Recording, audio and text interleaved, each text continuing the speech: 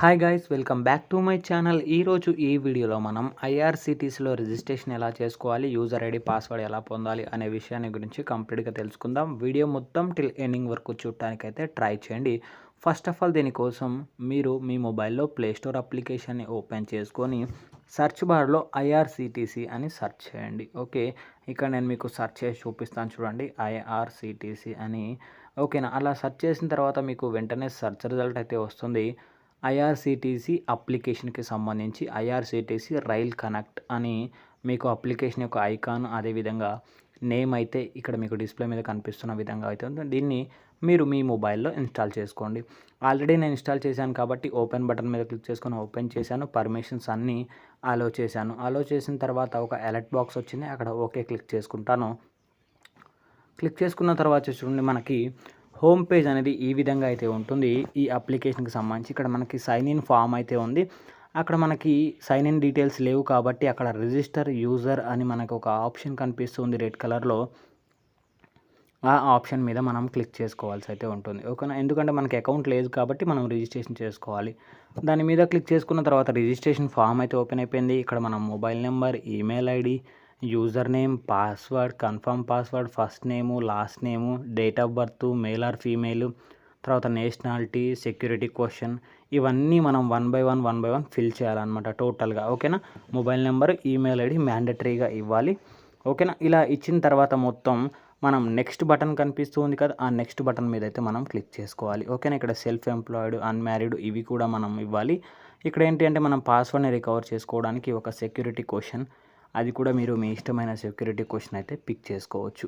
Okay, ఇక్కడ ఇవన్నీ details enter చేసుకున్న తర్వాత నెక్స్ట్ బటన్ మీద మనం క్లిక్ చేసుకుంటే మనకి నెక్స్ట్ ఫామ్ అయితే ఓపెన్ అయిపోతుంది. ఇక్కడ చూడండి, యూజర్ రిజిస్ట్రేషన్లో ఇది సెకండ్ పార్ట్ అనమాట. ఇక్కడ ఏంటి అంటే మన అడ్రస్ అనేది ఎంటర్ చేయాలి.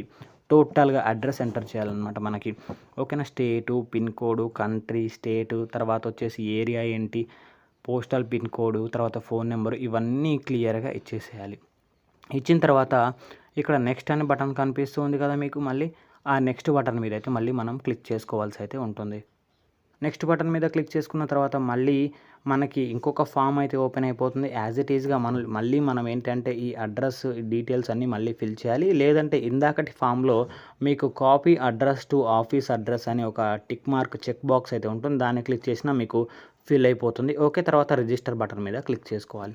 క్లిక్ చేసుకున్న తర్వాత చూడండి, మనకి కంగ్రాచులేషన్స్ అనే మెసేజ్ అయితే వచ్చింది. అంటే మనకు ఒక యూజర్ నేము, అదేవిధంగా పాస్వర్డ్ అయితే క్రియేట్ అయిపోయింది. ఓకేనా, మనకి మెసేజ్ రూపంలో కూడా యూజర్ ఐడి వస్తుందన్నమాట. తర్వాత ఇక్కడ ఓకే బటన్ కనిపిస్తుంది కదా మీకు, ఆ ఓకే బటన్ మీద క్లిక్ చేసుకోవాలి. ఓకే, ఇక్కడ మీరు చూడండి, ఓకే బటన్ మీద క్లిక్ చేసుకున్న తర్వాత మనకి మళ్ళీ సైన్ ఇన్ ఫామ్ అయితే ఓపెన్ అయిపోయింది. హోమ్ పేజ్కి అయితే వచ్చేసాం. ఇక్కడ మనకు వచ్చిన యూజర్ నేమ్, పాస్వర్డ్ మనం పెట్టుకున్నాం కదా, ఆ యూజర్ నేమ్ ఏంటి, పాస్వర్డ్ ఏంటనేది మనకు గుర్తుంటుంది కదా, ఆ యూజర్ నేమ్ పాస్వర్డ్ని ఎంటర్ చేసి ఇక్కడ ఆ క్యాప్చా లెటర్స్ ఉన్నాయి కదా, ఆ క్యాప్చా ఎంటర్ చేసి లాగిన్ బటన్ మీద క్లిక్ చేసుకోవాలి. క్లిక్ చేసుకుంటే ఇక్కడ ఏంటంటే మనం మన అకౌంట్ని వెరిఫికేషన్ చేసుకోవాలి. ఫస్ట్ ఏంటి అంటే మొబైల్ నెంబర్ని వెరిఫై చేయాలి, ఆ తర్వాత జీమెయిల్ని వెరిఫై చేయాలి. ఓకే, ఫస్ట్ మొబైల్ నెంబర్ అక్కడ డిఫాల్ట్గా వచ్చేస్తుంది. తర్వాత సెండ్ ఓటీపీ అనే బటన్ కనిపిస్తుంది కదా బ్లూ కలర్లో, ఆ సెండ్ ఓటీపీ అనే బటన్ మీద మనం క్లిక్ చేసుకోవాలి. ఓకేనా, సెండ్ ఓటీపీ బటన్ మీద క్లిక్ చేసుకున్న తర్వాత మీరు ఇచ్చిన మొబైల్ నెంబర్కి ఒక ఓటీపీ వస్తుంది.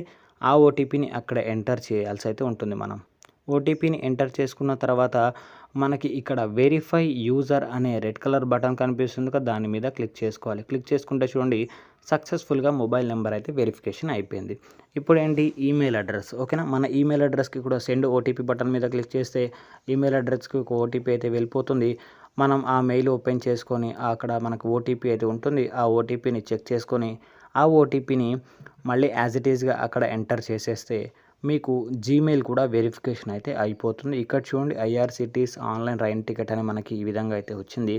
ఇక్కడ మనకి కోడ్ అయితే ఉంది చూడండి, ఓటీపీ కోడ్ ఈజ్ 837612 అని అయితే ఉంది. ఓకేనా, దాన్ని ఎంటర్ చేసుకొని వెరిఫై యూజర్ మీద క్లిక్ చేసుకుంటున్నాను చూడండి.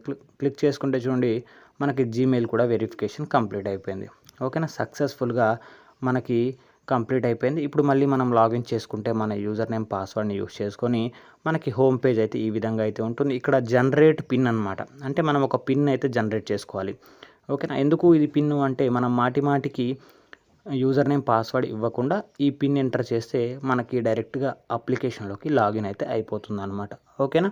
ఈ విధంగా పిన్ కూడా సెట్ చేసుకున్న తర్వాత మనకి ఈ విధంగా హోమ్ పేజ్ అయితే వచ్చేస్తుంది. ఓకేనా.